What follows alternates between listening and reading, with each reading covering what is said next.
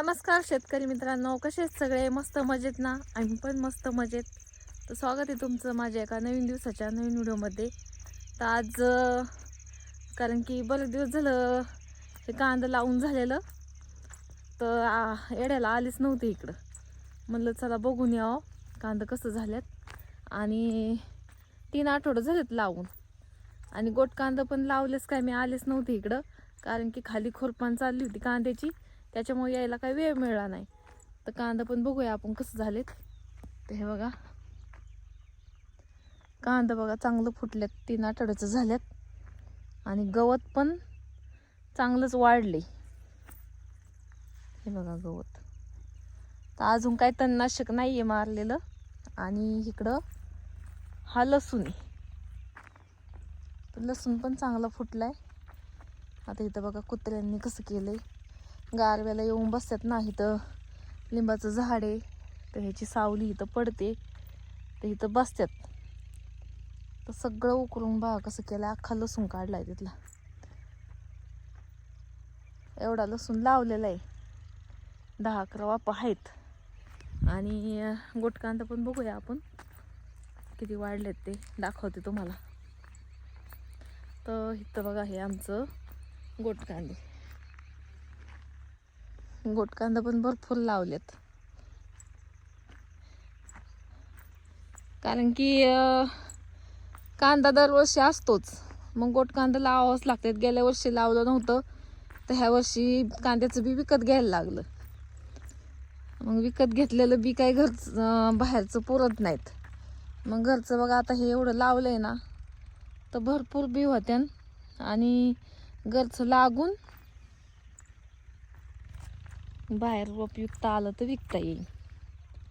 हे बघा एका लाईनीत लावलं होतं, लावता येईल तर ते उगवलंय. पण बघा ना किती मस्त आहे का नाही. कंप्लीट 1-2 इत्तीचं अंतर नाही, एकाच इत्तीचं अंतर ठेवलंय, तर बरोबर तेवढ्याच अंतरावर उगवले. आणि असं जरा जास्त आहे. आता कसं पोरांनी खड्डं घेतलेलं आहेत, पोरांना काय एवढा अंदाज येत नाही, पण चांगलं उगवले. आणि इकडं कांदा बघू आपण. तर हे कांदा आधी लावलं होतं, आणि तिकडं दाखवलेलं तुम्हाला ते कांदा रोपाच्या जागेवरच आहेत, तर ते मागून लावलेले आहेत. आणि हे कांदा आधी लावलेत इकडलं, त्या पाटापासून तर इकडं लावलेले आहेत, आधीच लावलेत. तर ह्याला तणनाशक मारलं होतं आधी, एकदा मारलं तर जळलंच नाही. बरंच गवत तसंच होतं कांग्रेसी. आता काय झाले, तणनाशक पण डुप्लिकेट आल्यात, सगळे औषधच डुप्लिकेट आहेत. मग परत आत्ता 4-5 दिवस झालं मारले, तर बरंचसं जळले बघा गवत. म्हणजे नाहीच आता, कारण की खुरपायला पण नाही परवडत. बघा असं काँग्रेस होता, तर हा काँग्रेस आता थोडं करपलाय, तरी जळणार नाहीच आहे, काढावंच लागेल. हे बघा म्हणजे आहे का नाही, 2दा तणनाशक मारून सुद्धा गावात जळलं नाही. तर खुरपायला परवडत नाही, शाळू दिवस आहे, तर मरणाचं खुरपायला मजुरी लागते. आणि घरच्या घरी काय उरकतं का, मग बाया घ्यावंच लागतात. तर हे बघा अशी दार आहे शेतकऱ्याची.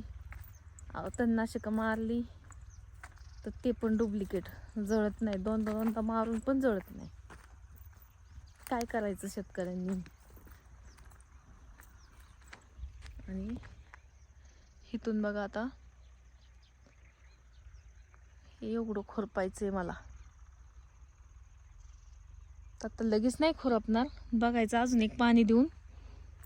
तर जळलं काय निम्मार्ध, म्हणजे एक निदान 70-80% जरी जळलं तरी पण बराचसा फरक होतोय ना. बघा आता हे तर संध्याकाळ झाली, 6 वाजले, तर दिवस पण बघा ना किती मस्त दिसतोय, मावळाय चाललाय. तर कसलं भारी वाटतंय ना, गावाकडची संध्याकाळ एकदम भारी वाटते.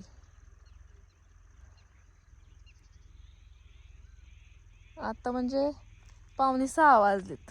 तर दिवस बघा किती लांब गेलाय. तर शाळू दिवस असल्यामुळं कामाला दिवसच पुरत नाही. आणि बाहेर कुठं गावाला गेलं तर दिवस जात नाही. वाट बघावं लागते कधी दिवस जातोय आणि कधी घरी जातोय. रानात असलं तर कामाला दिवस पुरत नाही. वाटतं अजून मोठा व्हावा दिवस, म्हणजे अजून काम होईल रानातलं.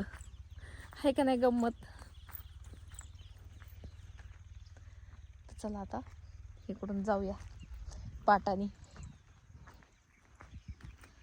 वाफ्यातून नको, नाही तर कांद्यावर पाय पडला की परत ते कांद मोडतात मानतच. आता एक 4-5 वाफ मोकळच आहेत. तर त्यात काय लाव डोकंच बंद पडलंय. तर चाललंय बघू घरी खायापुरतं काहीतरी आपला भाजीपाला थोडा करून टाकाव.